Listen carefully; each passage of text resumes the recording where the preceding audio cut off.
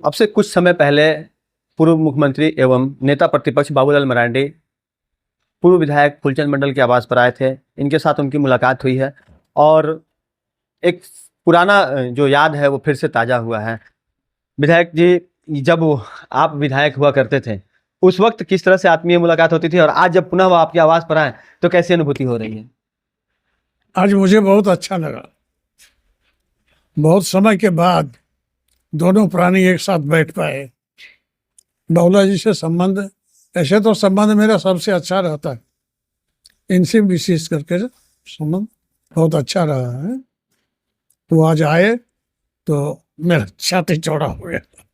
बिल्कुल, आप भावुक भी हो गए।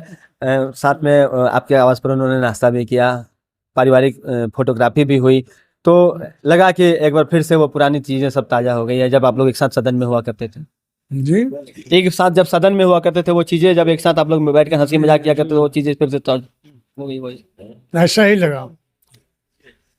क्योंकि अब आप कहीं ना कहीं आपने राजनीति से एक तरह से कहा जाए तो संन्यास ले लिया है और धरणीधर जी अब डायरेक्ट राजनीति में है, बिल्कुल सक्रिय राजनीति में है। तो उनके लिए कुछ बातें हुई भविष्य में भाजपा में कुछ विशेष साथ में उनका कुछ दायित्व मिले उनको इस तरह को लेकर? नहीं, ऐसा कुछ बात नहीं हुआ है। तो उन्होंने कहा कि अच्छा काम कर रहा है आपका लड़का। हम कहे सर आप लोगों के साथ अब है, परिवार में है, आगे आप लोगों को देखना। सर, सिंदरी सीट भाजपा से छीन गई, क्योंकि वजह एक और था कि आप भी उस बार सिंदरी में भाजपा के साथ नहीं थे और पार्टी ने भी बहुत अधिक गलतियां कहीं ना कहीं की थी। तो आने वाले वक्त में फिर से सिंदरी भाजपा की झोली में आए, इसके लिए किस तरह के प्रयास की आवश्यकता है अभी जो वर्तमान भाजपाई हैं उनको? देखिए, पार्टी लेवल से भी इसके लिए प्रयास करना चाहिए पार्टी नेताओं को, और जो लड़ने वाले हैं उसको भी एड़ी चोटी एक कर देना चाहिए। ऐसे थोड़े हो जाएगा। बहुत परिश्रम के बाद भी कोई सीट को निकाल पाता है लोग, लेकिन लगा रहता है तो यह संभव होता है।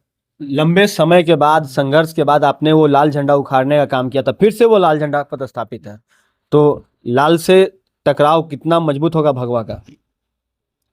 देखिए, लाल से कोई मजबूत नहीं है। सवाल यहाँ है जातीय समीकरण में। बिल्कुल। अभी जो विधायक जी बने हैं माले से, तो उसमें तो प्रमुख भूमिका उनके कास्ट का है। बिल्कुल। तो इसलिए ये संभव है, लेकिन तन मन से अगर लग जाए कोई तो इसको उखाड़ फेंकना बहुत बड़ी बात नहीं होगी।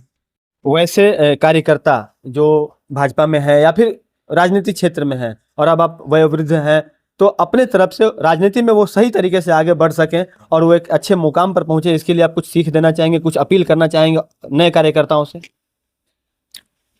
देखिए, मन जब सोच लेता है कुछ करने का, प्राणी जब सोच लेता है कुछ करने का, तो वो कर बैठता है।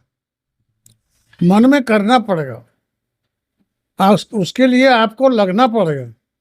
जैसे तन मन धन होता है, उसी तरह से इसमें भी, राजनीति में भी आपको लगना पड़ेगा, तभी जाके संभव है कि वो किसी भी जगह पर पहुंच सकते हैं। जी जी बिल्कुल। तो अभी हमारे साथ फूलचंद मंडल जी थे और पूर्व विधायक रह चुके हैं, 3 बार इन्होंने प्रतिनिधित्व किया है और अभी भी स्वस्थ है, और हम लोग कामना करेंगे कि लगातार हम लोगों के बीच इसी तरह से स्वस्थ रहें और आने वाले वक्त में जो कार्यकर्ता, खास करके न सिर्फ भाजपा के बल्कि जो भी राजनीतिक कार्यकर्ता इन दिनों राजनीति में अपनी पहचान बनाने के लिए प्रयासरत हैं, जो इन्होंने सुझाव दी है, जो इन्होंने सीख दी है, उसे उन्हें एक्सेप्ट करने की आवश्यकता है, ताकि वो अपने लिए जो उन्होंने लक्ष्य निर्धारित कर रखा है उस तक वो पहुंच सके।